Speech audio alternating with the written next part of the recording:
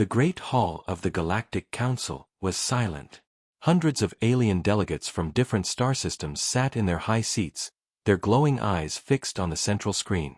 The massive chamber, usually filled with debate and arguments, was now frozen in fear. Something impossible had been discovered on the edge of known space. The footage on the screen showed a black void, broken only by the cold shine of distant stars. Then, slowly, a shadow appeared. At first, the council thought it was just a drifting asteroid. But as the image cleared, the truth became terrifying. It was not a rock. It was a ship. The ship was huge, larger than anything the council had ever seen. Its body was dark metal, scarred and burned from battles long past. The design was unlike any known species. Its towers rose like mountains, its cannons lined like teeth, and its engines glowed with a deadly red fire. Every alien who saw it felt the same thought crawl into their minds: this vessel was built for war. The council leader, a tall being with crystal skin, broke the silence with a trembling voice. "What is the origin of this warship?" A smaller alien, one of the scouts who had first seen it, bowed and replied, "The records say it belongs to humanity." Gasps filled the hall. Some aliens shouted in disbelief. Others leaned back in fear. The word spread like fire through the chamber: humanity. Most of the council had only heard stories of this species. Humanity was young compared to the great empires of the galaxy. Their worlds were small, their colonies few, but they had always been different. They did not bow to stronger races. They did not fear extinction. They fought. And when they fought, they never stopped. One council member, his scales twitching nervously, whispered, "But they vanished centuries ago. Their systems went dark. Their colonies destroyed. We thought they were gone." The scout nodded. "So did we. But this ship proves otherwise. It drifts in silence, but its power remains. We have not dared to approach too close. Its weapons, they are still active." The chamber shook with voices. Some demanded the ship be destroyed before humans returned. Others argued that disturbing it might awaken something far worse. But none could deny the truth: the warship was real, and it was waiting. On the screen, the ship slowly rotated, revealing a name carved into its hull. The alien cameras zoomed in, struggling to read the strange human letters. At last, the word was shown: Titan. Silence again. The aliens felt as if the ship itself was listening, watching them from across the void. In the shadows of the chamber, an old council historian rose. His voice was deep, broken by age, but every word carried weight. "I know of this vessel. It was the pride of humanity's fleet, the Titan-class warship. It is said to have destroyed entire armadas alone. Wherever it appeared, no enemy survived. The humans built it not to defend, but to conquer." The delegates shivered. To them, the humans had always been reckless, dangerous. But to learn they had built such a monster, it was unthinkable. "But why has it returned?" another alien asked. "Why now?" The historian's eyes glowed faintly. "Perhaps it never left. Perhaps it has been waiting for someone to find it. Or perhaps..." He paused, and his voice grew dark. "Perhaps the humans are coming back." That single sentence was enough to shake the council to its core. The thought of humanity rising again, armed with weapons like Titan, was a nightmare. Every empire present had once tried to bend humans to their will, and every empire had failed. And yet, part of the council feared something else. What if humans had not vanished at all? What if they had grown stronger in the shadows, preparing for a war greater than anything the galaxy had seen? Suddenly, the screen flickered. For the first time since its discovery, the Titan warship moved. The red glow of its engines flared brighter. Its massive cannons shifted ever so slightly, as if testing their aim. And then, a low hum spread through the feed, a signal filled with human code. The aliens stared in horror as words appeared on the screen. The translation came slowly, the ancient human language difficult to decode. But once it did, every delegate felt their blood run cold. It read, We are not gone. We are watching. The chamber erupted into chaos. Some delegates fled. Others shouted for war. The council leader slammed his crystal staff on the floor, trying to restore order. But it was no use. Fear had spread faster than reason. For deep in their hearts, every alien knew the truth. Humanity was never truly defeated. And if the Titan had awakened, then something far greater was coming. The council hall had not known such chaos in centuries. Voices clashed like thunder, fear spread like fire, and even the strongest empires showed cracks in their confidence. The words on the screen, "We are not gone. We are watching," were still burning in every mind. The leader of the council struck his crystal staff again, the sound echoing like a bell through the chamber. Slowly, the shouting stopped. Every delegate turned, their eyes filled with unease. "We cannot panic," the leader said firmly, though even his voice trembled. "If we allow fear to rule us, the humans will already have one. We must investigate. We must learn the truth." A reptilian warlord hissed in anger, his scales glimmering. "Investigate? That ship is awake. Its weapons are ready. We should gather our fleets and destroy it before it destroys us." Another delegate, a slender being with wings like glass, shook her head. "Destroying it may awaken the humans fully. What if that warship is not alone? What if others wait in the dark? If we strike first, we may invite extinction." The chamber filled again with arguments. Some wanted peace, some wanted war, and others wanted to pretend the ship did not exist. But none could erase the image of the Titan from their minds.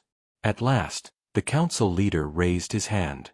"We cannot decide from fear alone. We must send a scouting fleet. Small, swift, and careful. They will approach the Titan, test its defenses, and bring us answers." Whispers swept through the hall. No empire wished to volunteer. To fly near that ship was to invite death. Finally, after long silence, a middle-ranked empire, the Varini, spoke.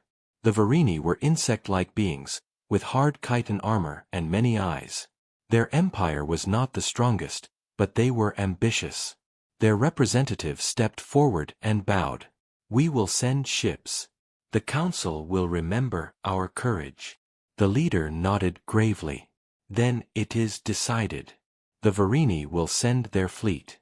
May they return with truth." Far across the stars, the Varini fleet gathered near the dark region where the Titan drifted. 10 ships, sleek and sharp, moved together like hunting insects. Their captains spoke with false pride, but their hearts carried fear. None wished to face the humans' ghost ship, yet none dared refuse their empire's orders. From the bridge of the flagship, Captain Zelkar watched the Titan grow larger in the void. Even from a distance, it dwarfed their fleet. Its hull was scarred, its towers broken, yet it carried an aura of power that no living empire could match. "Stay calm," Zelkar told his crew, though his own mandibles clicked nervously. "It is an empty relic. Machines without masters. We will scan it, mark its weaknesses, and report back. Nothing more." The Varini ships spread into formation. Scanners pulsed beams of light across the Titan's hull. Data flooded their screens, layers of armor, weapons long dormant, engines that seemed asleep. Yet beneath it all, the power core glowed strong. "Too strong. Captain," one officer said quietly, "this ship is not dead. Its systems, they watch us." Before Zelkar could answer, alarms screamed. The Titan moved again. Slowly, like a giant waking from dreams, its cannons turned. The Varini froze. No weapon fired, yet every alien in the fleet felt the same dread. They were prey under a hunter's gaze. Then, a voice cut through their comms. Deep, cold, and filled with human tone. "Identify yourselves." The Varini crew froze. None knew how to answer. The humans were supposed to be gone. How could a voice still live in this warship? "Reply." Zelkar shouted. "Say we are explorers. Do not show fear." A trembling officer sent the message. Silence followed. The Titan gave no sign of attack, yet its presence pressed heavier than any weapon. Finally, the human voice returned. Explorers, or intruders? The question hung like a blade. Zelkar's mandibles clicked rapidly. He could not lie to this ancient power, yet truth might doom them all. Before he could speak, one of the Varini ships made a fatal mistake. A nervous pilot launched a probe too close to the Titan's hull. In response, the warship's cannons flared with sudden light. A single beam fired, faster than thought. The Varini vessel vanished in silence, destroyed in one strike. The fleet panicked. Orders were shouted, formations broken. Ships fled in every direction, their engines burning with fear. Zelkar tried to call them back, but it was too late. The Titan's voice followed them across the void. We are humanity's memory. We do not forgive. One by one, beams of light cut through the stars. The Varini ships fell, burning into nothing. Only the flagship survived, its engines screaming as it raced back to Council space. Captain Zelkar sat in silence, his claws shaking. The Titan had spared him, for now.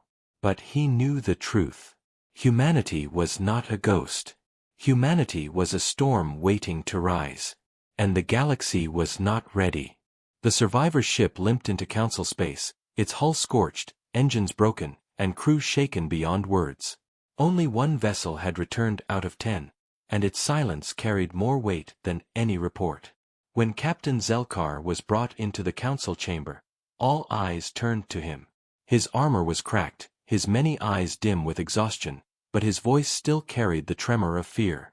They destroyed us, he said simply. The Titan destroyed us as if we were nothing. The chamber erupted again with noise. Delegates demanded answers, shouted accusations, or tried to deny the truth. The leader of the council raised his staff until silence fell once more. Speak, Captain. Tell us what happened. Zelkar's mandibles twitched. We approached as ordered. The Titan was not dead. It spoke. It asked who we were. It knew us. It judged us. When one of our ships sent a probe too close, it answered with fire. One shot, one death. Then it hunted us like prey. We were scattered. Only I escaped. His eyes narrowed, and his voice dropped lower. But the worst was not its weapons. It was its words.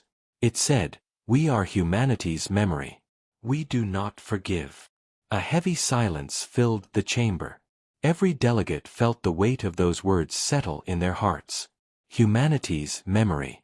Did it mean the humans were still alive? Or that their machines carried their will? No one knew. A scaled warlord slammed his claw on the desk. This is madness. A ghost ship cannot be allowed to threaten the galaxy. We must unite our fleets and destroy it. A winged delegate shook her head, her glass-like feathers quivering. You saw what it did to 10 ships. What would 10,000 change? It will destroy us all. Perhaps it is better to leave it alone. Perhaps the humans only wish to be forgotten. Another voice spoke, softer, yet sharper than the rest. A cloaked figure from the outer colonies rose. Few knew his name, fewer still his people. His glowing eyes fixed on the chamber. Or perhaps, he said, we should not fear humanity. Perhaps we should seek them. If they survived, if they still exist, then their power could be ours. Imagine what we could build with them as allies. Gasps filled the hall. To ally with humans. It sounded insane. Yet, in the silence that followed, more than a few delegates avoided each other's gaze. The thought had already crossed their minds. The council leader spoke sharply. Enough. This council will not descend into treachery. Humanity was chaos. They burned every empire that tried to control them. Do you think they will bow to us now? The cloaked figure only smiled beneath his hood. No. But perhaps we can bow to them. And rise stronger in their shadow. The chamber roared in protest. The debate was no longer united. Fear had cracked the council into pieces, some calling for war, some for silence, some for dangerous alliances. Far away, the Titan drifted in darkness once more. Its massive guns no longer fired, but its engines glowed faintly, like the breath of a sleeping beast. Deep inside, in the silent corridors of the warship, machines stirred. Rows of stasis pods lined the halls, covered in dust and frost. Some were empty. Some still held shadows of human shapes. The ship's voice, ancient yet alive, moved through its systems. They came. They tested us. They failed. A screen lit up in the command chamber. Maps of the galaxy unfolded in glowing lines. Alien empires, council worlds, fleets and colonies, all marked and noted.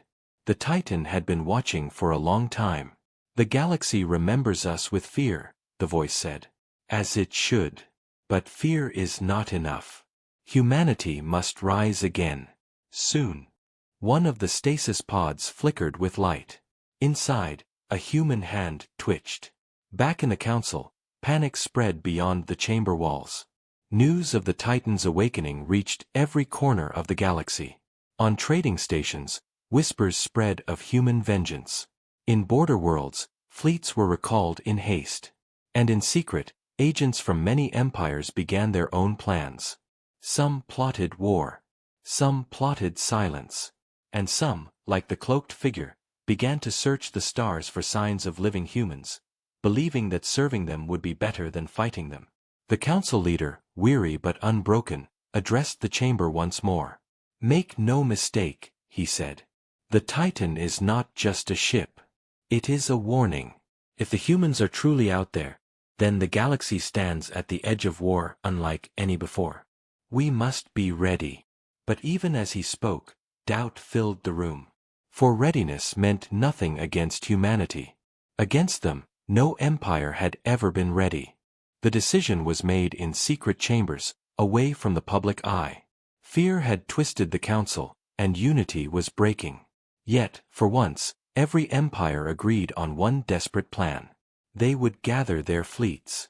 They would march as one. And they would destroy the Titan before it destroyed them. In silence, shipyards blazed with activity. Thousands of warships rose from their docks, powered by fear more than loyalty. The council called it a precautionary measure. But every captain knew the truth. They were preparing for war against the ghost of humanity. When the armada finally set out, the stars themselves seemed to dim beneath its shadow. Hundreds of species, thousands of ships, all united under a single cause. No empire had ever joined forces like this before. Not against rebels, not against invaders. Only against one enemy. One warship. From the bridge of the leading dreadnought, Admiral Karth watched the fleet stretch across the void. His 4 eyes narrowed, his voice low and sharp. This is no relic. No ghost. It is a weapon. And weapons can be destroyed. The officers around him nodded, but none believed his words fully. They had all seen the Titan's power. One shot, one kill. Entire fleets gone. And yet here they were, hoping numbers could defeat what history had already proven unstoppable. Far ahead, in the cold silence of the dark sector, the Titan stirred. Its scanners lit the void, reading the approach of the armada. Its voice echoed through its empty halls. They gather. They come in fear. They will test us again. In the stasis chambers, more pods flickered. Frost cracked. Breath-filled lungs that had been silent for centuries. A heartbeat thundered inside the ship. The first human awoke. His eyes snapped open, pale blue under the frozen glass. He gasped, air flooding his chest. Then another pod came alive. Then another. Slowly, humanity's warriors returned to life. The Titan's voice spoke to them like a mother calling her children. Rise, soldiers of Earth. The galaxy remembers us with fear. Now it shall remember us with fire. The armada arrived.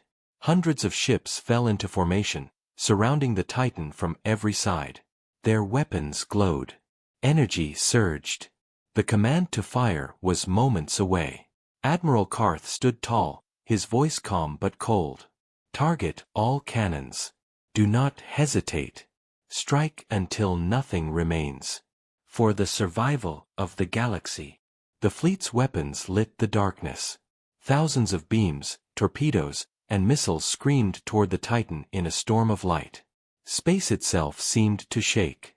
For a moment, the Titan was lost in fire. Its hull vanished under the burning sky of the Armada's wrath. The aliens held their breath. Had they done it? Had the ghost been slain? The flames faded. The Titan still stood. Its hull smoked, its scars deeper, but it endured. And then its cannons came alive. The first volley tore through the nearest dreadnought, shattering it in silence. The second volley cut down cruisers like insects. Its railguns fired beams of red fire, slicing through ships as if they were made of paper. The Armada broke. Admiral Karth shouted orders, but panic spread faster than command. Ships fled, others collided, and some fought desperately, their weapons barely scratching the Titan's ancient armor. Through the chaos, a new voice filled every comm channel, every screen, every ship. A human voice. You dare fire upon us? You dare challenge humanity? The aliens froze. The voice was not mechanical. It was alive. Real. Human. On the Titan's bridge, men and women stood once more, their armor dark, their eyes burning with purpose. They had been asleep for centuries, but their war was not finished. One human captain stepped forward, his voice steady and proud. This galaxy thought us gone. You thought us broken. But humanity does not vanish. Humanity does not forgive. Humanity fights. With that, the Titan's engines roared. It surged forward, its cannons blazing, cutting a path through the Armada like a storm through glass. From the far edges of the battle, fleeing ships sent desperate messages back to the Council. The humans live. The Titan is awake. We cannot stop them. Inside the Council chamber, horror spread. The war they had feared was no longer a shadow. It had begun. The smoke of battle still drifted through the void. What had begun as the largest armada in galactic history ended in ruins. Wreckage floated among the stars, shattered ships burned like dying suns, and the silence of defeat stretched across space. The Titan did not chase the survivors. It did not need to. Its message had already been delivered. Humanity had returned. In the Council chamber, the survivors' reports filled the hall with dread. Admiral Karth himself appeared on the screen, his face cut and scarred, his voice heavy with shame. They are awake, he said. Humans live within the Titan. They speak. They fight. And they cannot be destroyed. The chamber erupted in shouts. Some delegates demanded another fleet. Others screamed that the war was already lost. Some whispered of surrender. But no one could ignore the truth. Humanity had survived. The Council leader slammed his staff for silence. His crystal skin glowed faintly under the pressure of his words. This is no longer rumor. This is fact. Humanity stands among us again. We must decide, will we treat them as enemies, or as something else? Even as the debate raged, the Titan itself moved. No longer silent, no longer hidden, it drifted toward the central stars of the galaxy. Everywhere it passed, it broadcast the same signal, cutting into every comm, every channel, every device. The humans spoke to all. A tall figure appeared on every screen, a human captain, clad in dark armor, his eyes cold but alive. His voice carried strength, each word heavy with warning. Aliens of the galaxy, he began, you believed humanity destroyed. You believed our worlds empty, our people gone. Yet here we stand. We endured when you thought us broken. We slept when you thought us dead. And now we rise. Silence held across stations, colonies, and warships. No one dared interrupt. The captain continued, his voice sharper. We remember your wars against us. We remember your chains, your betrayals, your fleets sent to burn our worlds. You thought us weak. You thought us finished. But humanity does not vanish. Humanity does not forgive. Humanity fights. His eyes narrowed. Know this. We will not attack first. But if you raise arms against us again, if you seek to test our strength, you will learn what true war is. Leave us to rebuild, or face extinction. The screen went black. The message was over. But the fear it planted spread across the galaxy like wildfire. Within the council, arguments grew worse than ever before. The reptilian warlord pounded his claws. They threaten us. They must be destroyed now, before they spread. The winged delegate countered sharply. Destroyed? Did you not see what they did to thousands of ships? We cannot win. We must yield. Let them have their place, if only to survive. Others whispered quietly, their voices low but dangerous. Or perhaps, we should side with them. If humanity truly rises again, those who stand beside them may rise as well. The council leader tried to hold control, but the chamber was broken. The Titan had not only shattered fleets, it had shattered unity.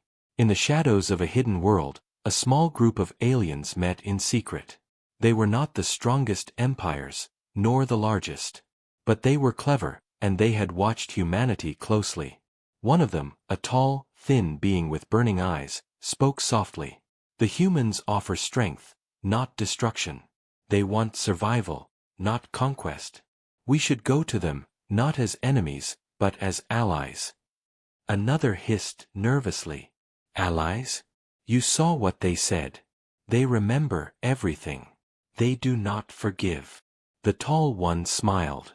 Perhaps. But even the unforgiving know the value of loyalty. If we help them now, when they are few, they may remember us when they are many.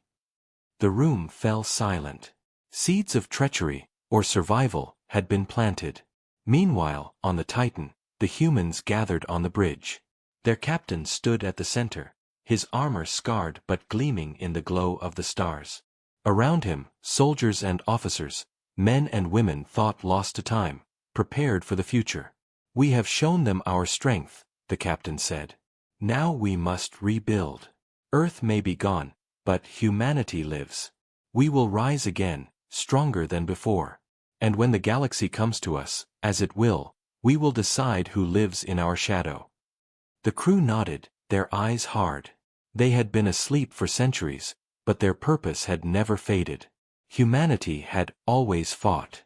Humanity would fight again, and the galaxy would tremble. Whispers spread faster than light. In every port, in every market, in every colony, one name passed from mouth to mouth: humanity. Some spoke it with fear, others with hope, and some, in hidden rooms, spoke it with ambition. The council tried to hold control, but cracks widened. Too many ships had been lost, too much blood spilled. No empire wanted to be the first to fight again. No empire wanted to stand alone if humanity truly rose. And yet, while the council debated, others moved in secret. On a cold outer world, far from the council's eyes, a sleek vessel descended into shadow. Its insignia was covered, its comms silent. It carried no banners, no names. Only a mission. From it stepped envoys of the Drazari Dominion, a cunning empire known for betrayal as much as trade. Their leader, Lord Vaynar, walked with long steps, his eyes glowing faintly in the dark. He was ambitious, clever, and unafraid of risk. Before him stood human soldiers, their armor scarred but strong, their rifles raised. The Titan's shadow loomed above, its massive hull blotting out the stars. Lord Vaynar bowed low. I come not as an enemy, he said, his voice smooth. I come with an offer. The human captain stepped forward, his face unreadable. Why should we hear you? Because I bring what the council will never give, Vaynar replied. Supplies. Ships. Secrets. We will serve you, if you let us. The galaxy trembles before you. Let us tremble at your side, instead of against you. The soldiers did not lower their weapons. But the captain's eyes narrowed with thought. Humanity had always distrusted aliens. Yet survival demanded strategy. Allies, true or false, might prove useful. At last, the captain spoke. We do not need servants. But if you bring value, we may let you stand. Lord Vaynar smiled. Then we are agreed. Humanity rises, and the Drazari rise with them. Back in the council chamber, news of secret betrayals began to surface. Spies whispered of empires meeting with humans in shadow. Others sent envoys themselves, hoping to secure survival. The council leader slammed his staff, his crystal skin flickering with fury. We cannot allow this. Humanity divides us. Already, traitors crawl to their side. If we do not act, the council itself will fall. The reptilian warlord hissed loudly. Then let it fall. What good is unity if it only leads us to death? If others ally with the humans, perhaps we must too. Chaos erupted again. Some demanded a final war. Some demanded surrender. Others demanded alliances. No voice could silence the storm. On the Titan, the humans watched the galaxy turn upon itself. Their captain stood before the star maps, lines of data glowing across the screens. Every fleet movement, every secret message, every betrayal, the Titan saw all. They fear us, the captain said. And fear is power. But power must be shaped. We will choose which empires live, and which empires burn. One of his officers, a woman with steel-gray eyes, leaned forward. And what of Earth, Captain? What of our home? The room grew silent. Earth, the cradle of humanity, long abandoned, long silent.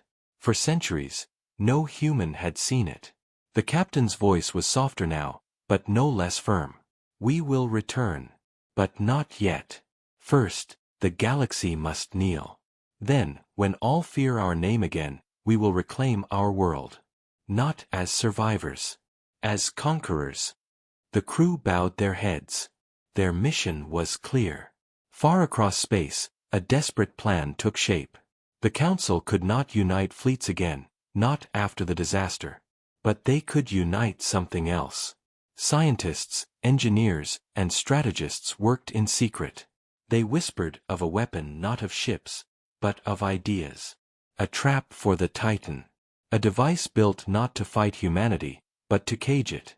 It is our only chance, the leader said quietly. We cannot defeat them. But perhaps, we can bind them. None knew if the plan would succeed. None even knew if it could be finished in time. But hope was fading, and desperation was all that remained. On the Titan's bridge, alarms pulsed. A signal had been detected. Not a fleet. Not weapons. Something else. A hidden transmission, buried deep in the Council's networks. The captain's eyes hardened. They plot against us. Let them. Soon, they will learn the same lesson the Armada learned. His words echoed like iron across the warship. Humanity does not forgive.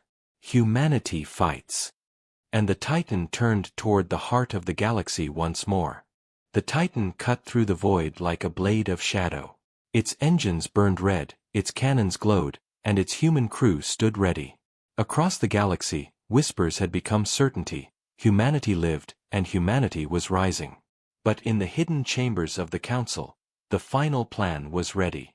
Not a fleet, not a weapon of fire, but something older, deeper, and more dangerous. A trap made not to kill the Titan, but to bind it. The Council had gathered knowledge from thousands of worlds, fragments of science and ancient technology. Together, they had built a device they called the Singularity Net. Invisible to sensors, powered by stars themselves, it could fold space like a cage. Once triggered, the Titan would be trapped inside, locked away forever. It is the only way, the Council leader whispered. His crystal skin dimmed with sorrow. We cannot fight them. We cannot reason with them. We must bury them. The bait was simple. A false distress signal, hidden within a dying star system near the galactic core. The message claimed to be human, an old colony, lost and desperate for help. The Titan's scanners detected it. The captain stood over the glowing map, eyes narrowed. A human signal, he said softly. One of ours.